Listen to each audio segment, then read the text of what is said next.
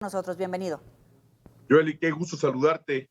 Muy contento de saludar a todo el auditorio también. Igualmente. Oye, es un caso que pues ha despertado el interés por la reacción de la Comisión Nacional de Derechos Humanos, de la Sedena, de la Fiscalía, del propio presidente, aunque 48 y 72 horas posterior a estos hechos. Para empezar, ¿se siguen los protocolos u observas que hay puntos que afinar por parte de los protocolos en cuanto a los militares en campo se refiere? Yo creo que siempre debe ser permanente la capacitación. Me quiero remitir al 2008, cuando se instaura en nuestro país el sistema de justicia penal oral, cuando rompe con varias décadas de un sistema inquisitorio y comienza entonces una capacitación masiva para todos los operadores del sistema penal en nuestro país. Ahora, pues no solamente se requiere que se tenga más capacitación de manera permanente, las Fuerzas Armadas fungen como primeros respondientes y es el primer eslabón de toda la cadena de los operadores penales del propio sistema. Y estoy hablando que también las Fuerzas Armadas están realizando actividades propias de las policías civiles. Y esto responde precisamente incluso lo que estamos viendo que sucedió en los Estados Unidos con el juicio a Genaro García Luna, es decir, cuando no se atendieron precisamente la capacitación de estas policías civiles durante décadas, pues evidentemente se tuvo que echar mano de las Fuerzas Armadas, cuando las Fuerzas Armadas no solamente no tienen una capacitación policial de proximidad, de investigación y por supuesto dentro de la participación de la investigación y atención de proximidad a la ciudadanía, y por ello es necesario que se sigan capacitando porque hasta tanto cuanto no tengamos policías municipales, estatales, civiles capacitadas, tendremos que seguir utilizando a nuestras Fuerzas Armadas, llámese Marina, llámese Ejército, Guardia Nacional. ¿Por qué?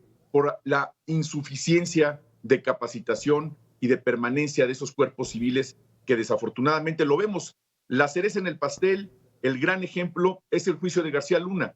Se descompuso precisamente por esa coalición que se sumó, esa coalición, entre las fuerzas federales, en este caso la Policía Federal, encabezada por Genaro García Luna, es el ejemplo de la desafortunada asociación delictuosa entre el crimen organizado y peor aún con las fuerzas del orden. Sí. Hoy por hoy, lo que se requiere en nuestro país no solamente es seguir capacitando a las Fuerzas Armadas, sino a todos los operadores del sistema de justicia penal, y sin duda estos eventos donde no existe un protocolo más profundizado hacia las Fuerzas Armadas respecto a la proximidad social y a la atención que se le debe de dar a la gente, pues evidentemente ellos utilizan la fuerza como único recurso.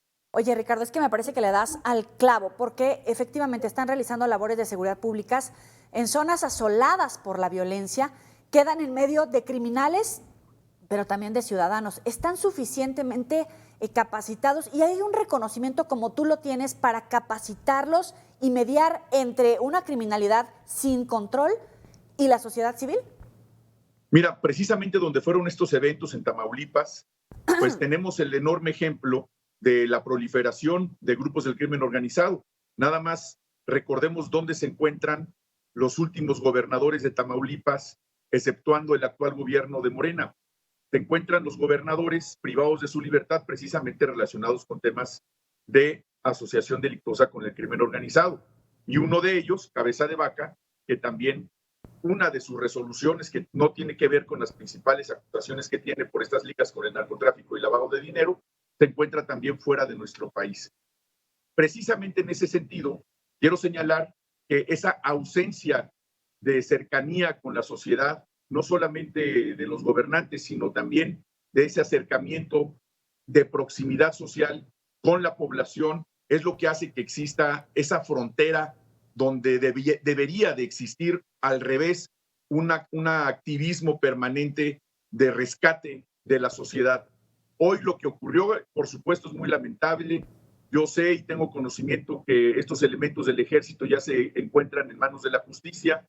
El propio presidente de la República hoy mismo lo señaló en la mañanera. Se lamentan sin duda estos hechos. Es desafortunado que siga ocurriendo y es resultado de la ausencia de capacitación de la fortaleza, a pesar de que se les están dando cursos de capacitación a todas las Fuerzas Armadas.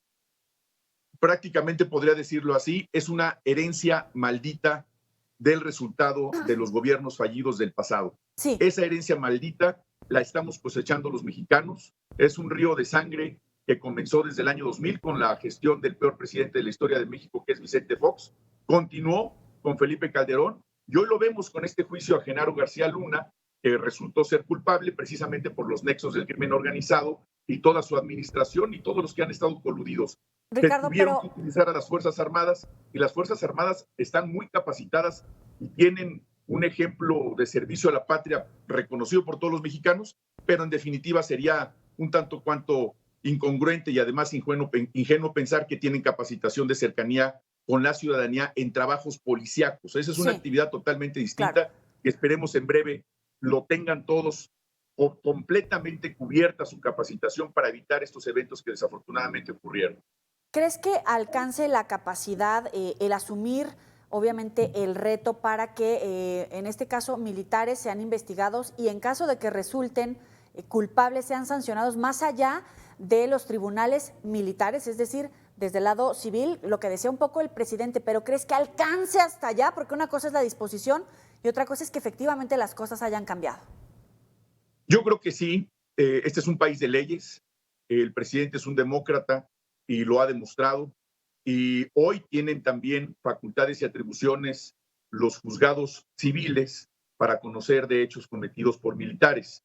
Es parte también de esta reforma donde en la comisión de este tipo de delitos desafortunadísimos, como ya lo señalé, pues desafortunadamente para estos elementos de las Fuerzas Armadas se tendrán que apegar a la legislación penal civil y serán juzgados también por un tribunal civil.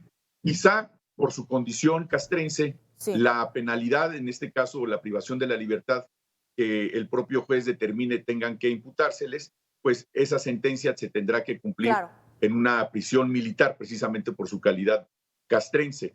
Pero la atención por parte del representante social, en este caso el Ministerio Público, la investigación de los hechos y eventualmente la sentencia podría ser emitida por un juez penal civil, no necesariamente militar. Ahora, como la experiencia como subsecretario de Gobernación y ahora con tu movimiento, ¿cuál debería de ser la ruta crítica para que ahora que los mandos del ejército tienen tanto poder, efectivamente se puedan ir palomeando todos esos retos que tú has enlistado?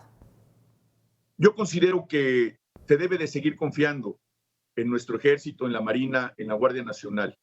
Todo lo que se ha llevado a cabo en nuestro país ha sido con una gran fe y muy buena voluntad.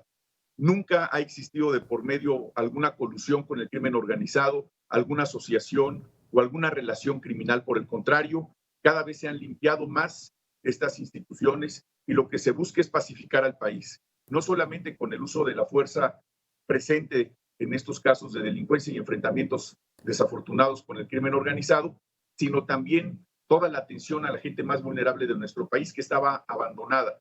Yo creo que son distintas acciones que se tienen que seguir realizando a nivel nacional. No olvidar a la gente más marginada de nuestro país, a la gente más pobre, a la gente más vulnerable, otorgarles todos los derechos constitucionales a la población mexicana y sin duda también cuidar de nuestro patrimonio, cuidar a la gente, y para eso están las Fuerzas Armadas. Están sustituyendo, claro, hasta el 2028, como vimos en esta reforma constitucional, para justificar este funcionamiento de las Fuerzas Armadas en tareas de seguridad pública, pero se está dando ese plazo precisamente para que las policías civiles ahora sí se puedan capacitar, ahora sí se implementen todas las funciones que deberían de ser solamente del personal civil, pero previamente capacitado, coordinados, con tecnología y, por supuesto, utilizando la inteligencia y donde cada vez menos se utilice el uso de la fuerza de fuego, supuesto. Ricardo Peralta, como siempre, un placer platicar contigo. Muy buena noche.